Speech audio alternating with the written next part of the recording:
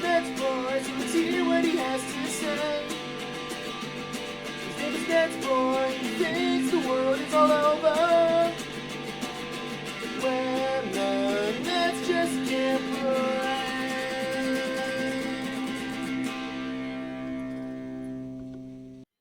What up, Net fans? NetsBoy here, bring your latest in your Brooklyn Nets news. All right, so I really wasn't planning on doing an episode this close to my last episode, which wasn't even really a week ago.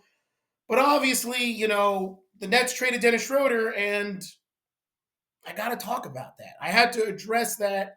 And I also have to talk about what I really think this means for this Nets team moving forward, and obviously the clear direction in which this team is going. But before I do that, let me first off and wishing everyone a happy holidays as well as Merry Christmas, because it currently is Christmas Eve while I'm filming this episode. So Merry Christmas. You know what?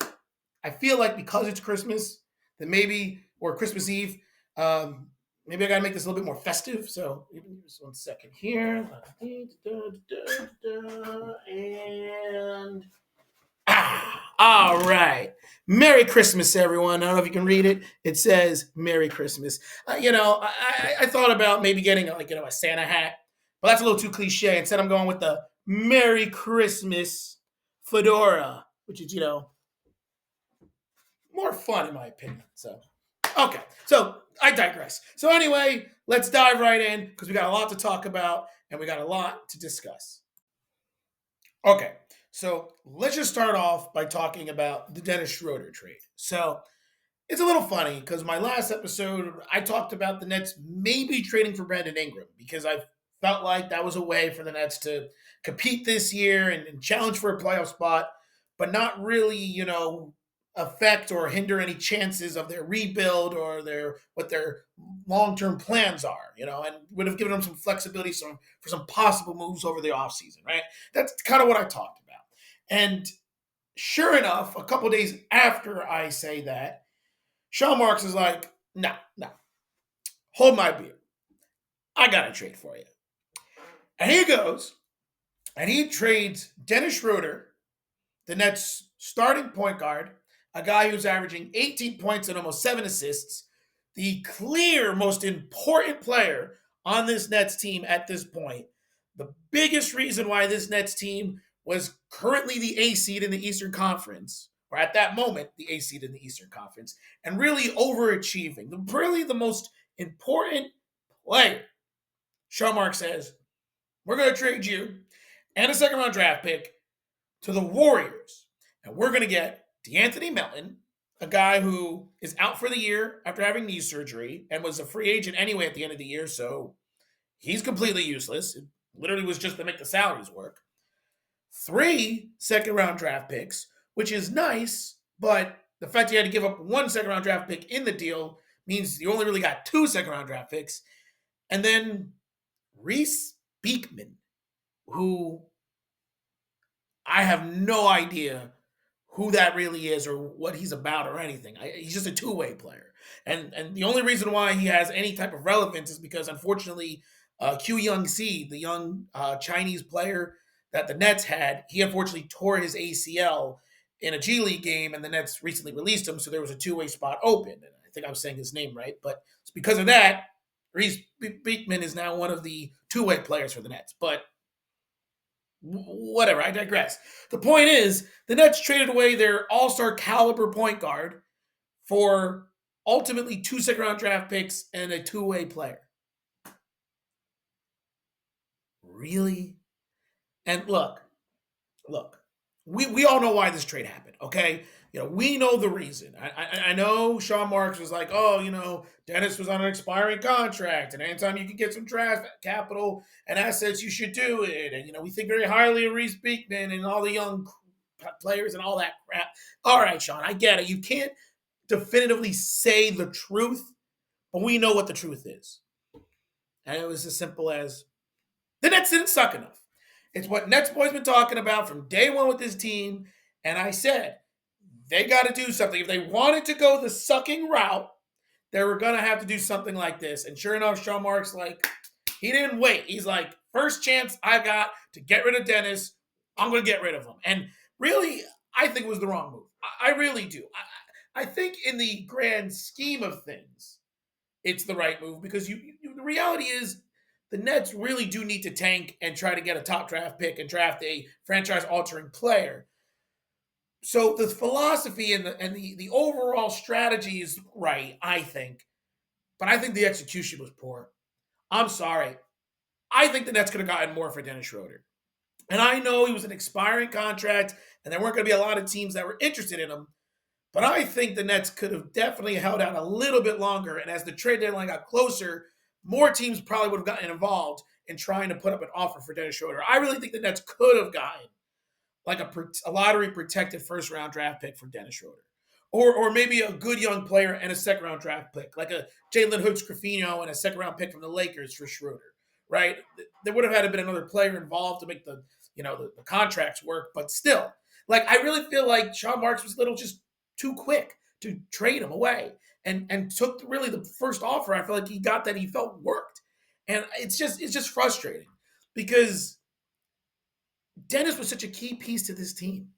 And he, I was all for the Nets trading away some of these players and get assets. And I wasn't even against the idea of the Nets trading Dennis Schroeder, but not just giving him away for nothing. And I'm sorry, 2 second-round draft picks and a two-way player as your net gain is to me nothing. But I digress. It's really just because the Nets are like, we gotta suck. And you know what? Team has not looked good without Dennis Schroeder. They went 1-3 the last 4 games since Schroeder got traded.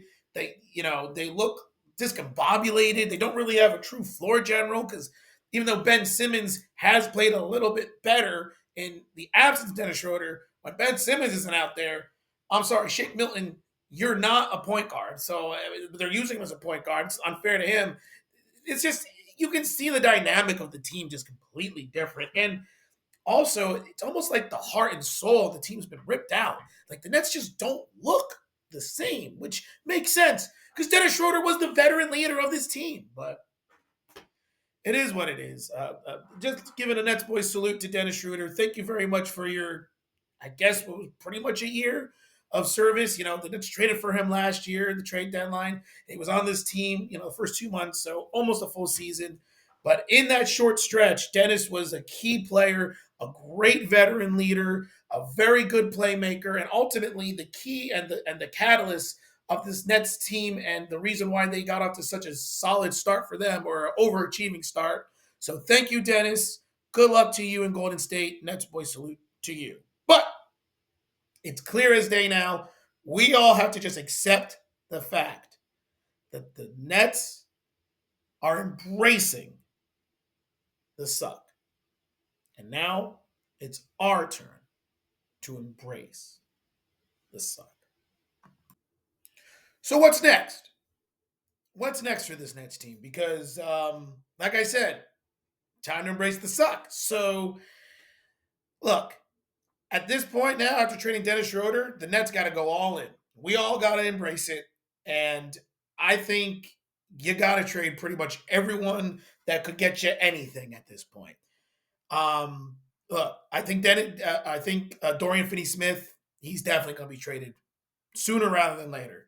Boyan Bogdanovic, whenever he comes back healthy, I think the Nets are going to showcase him for maybe a week or two to show that he can still play. And if he has a couple of moments where he looks good, I think he's going to get traded. There's some speculation about Daron Sharp. I think if the offer is right, he might get traded. There's some rumors about Ben Simmons, and I think the Nets are holding out on the idea that maybe Ben Simmons now as the starting point guard can show everyone what he can do, and maybe there'll be some team that's dumb enough to give something for him. Maybe, but he's on an expiring contract as well, and that's a big contract. So I don't know what move is really out there, but I think maybe the Nets are open to that, and all these things. At this point, I say do it all. The only player that is up for debate is Cam Johnson. Now, here's the thing.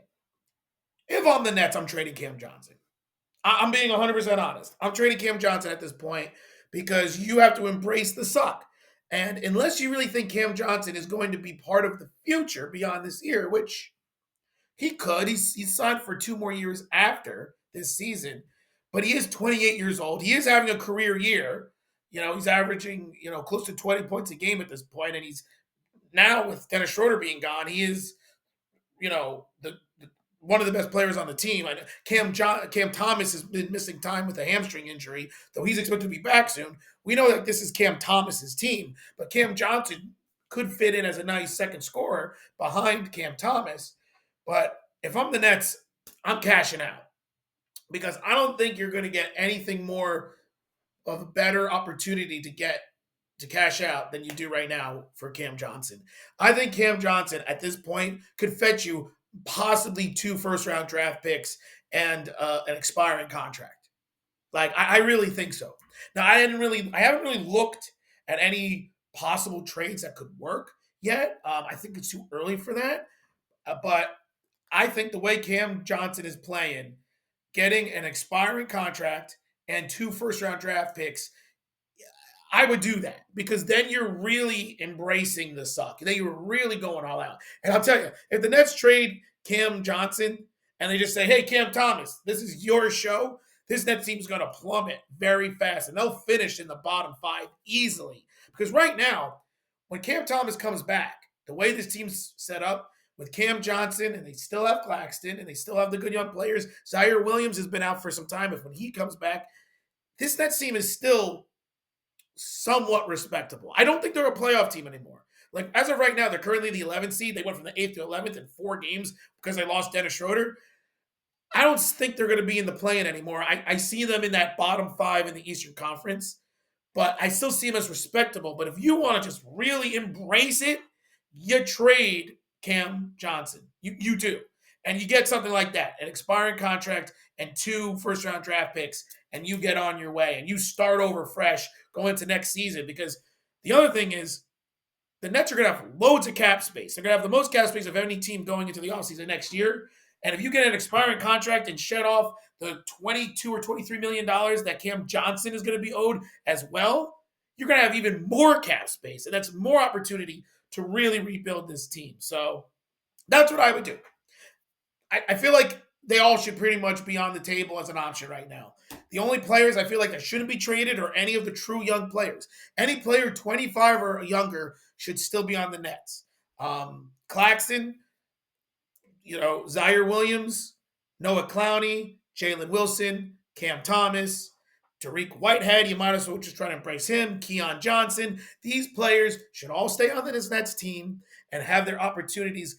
I would still keep Day'Ron Sharpe as well. I know there's some speculation, but he's 23 years old as himself. He's still got loads of ability and upside, and I think he could only get better. And I think the him-Claxton dynamic works well. Like Claxton being the more, athletic, rim runner type of player and, a true defensive-minded player. But then you got Day'Ron Sharpe, who's more of the muscle, bulky, rebounding guy. Like, I feel like their games complement each other. So, I feel like they both should be on this team, and I like that dynamic. So I would keep Day'Ron Sharpe, but Dorian Finney-Smith, Boyan Bogdanovic, Ben the Useless Simmons, and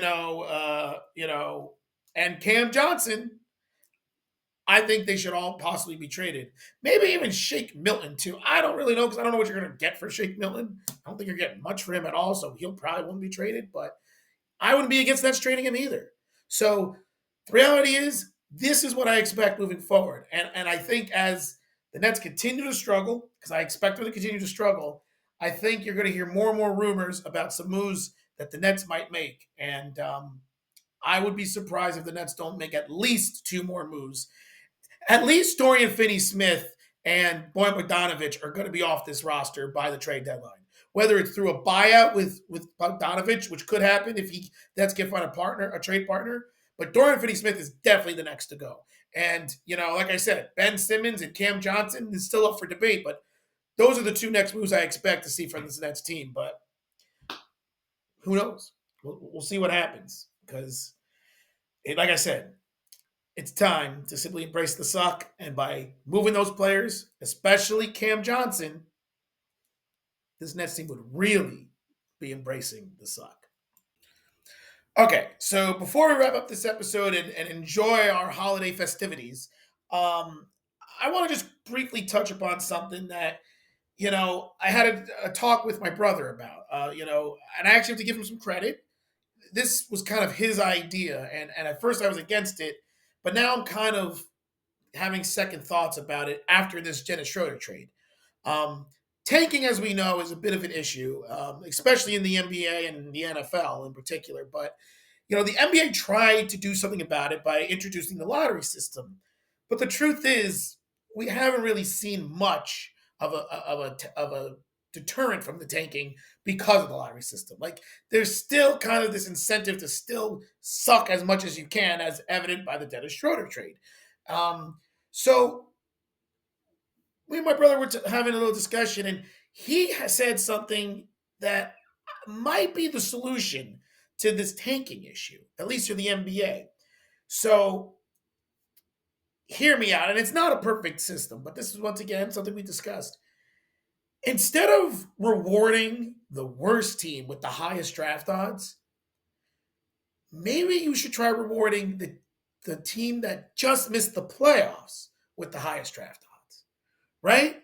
Like, especially now that we have the play in, right?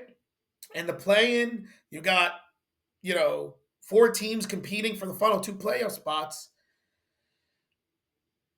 Maybe you have the two teams that do get eliminated, right? The two teams that get eliminated that aren't the 7 seed or the A seed, those two losing teams, maybe they play just like one game, and the winner gets the highest odds of the draft pick of draft pick capital, or something like that. The highest odds of getting the first overall pick. I don't know, maybe not necessarily that, but maybe you just reverse the whole concept in general. Don't have to have a game that competes for the best odds, because that is also a little bit silly in its own right, just because of the fact that a team's really going to play hard about the future when half the players aren't even going to be on the team. Probably not. So maybe the best solution is just flip it. The team that was the closest to missing the playoffs gets the top overall pick, or the best odds to get the top overall pick. That way, the teams that don't make the playoffs will still be in the lottery, but it rewards a team for trying. It rewards a team and an organization from trying to go for it. And if they happen to go for it and they make the playoffs, and that's great. If they happen to go for it and they don't make it, well, they still have the best odds of making the playoffs. And I know that the whole point of the worst team having the best odds is because you're trying to make the worst teams better.